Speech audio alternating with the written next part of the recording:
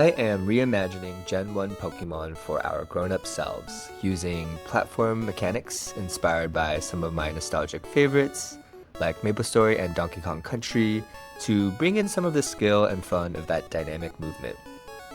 The tone of the game is inspired by the feeling of going back to childhood places and seeing all the heaviness and corruption with adult eyes that you missed when everything was simple and naive. But it's also inspired by all of the resilience and the hope and the depth of possibility in a brighter future that adulthood allows. And so along that vein, the rival now has a full story and a personal development arc. Instead of just being a recurring roadblock, he is someone who can become a best friend, a mortal enemy, or even something more, depending on how you treat them. I loved Pokemon as a kid, but my parents refused to buy me a Game Boy.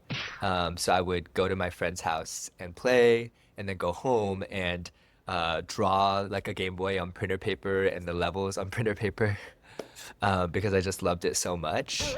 And now that I've been set free from corporate tech, I am attempting this lifelong childhood dream of being an indie game developer.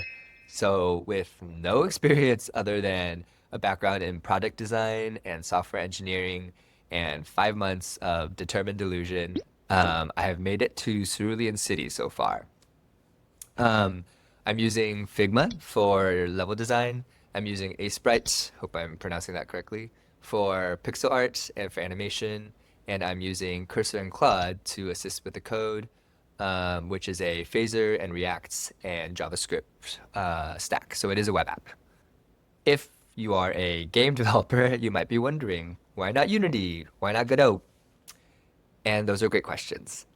And I have questions for you. But that'll be for a later video, hopefully.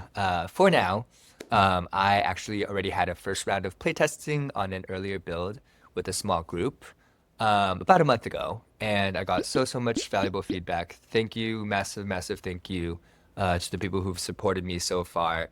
You've just taken this game in directions I would not have been able to think of myself, and your support has allowed me to keep going. So I just am very grateful. And yeah, it really just takes a village.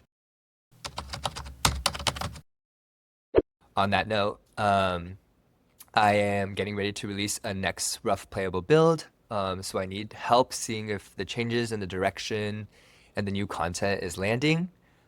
So it's time to open it up to more people.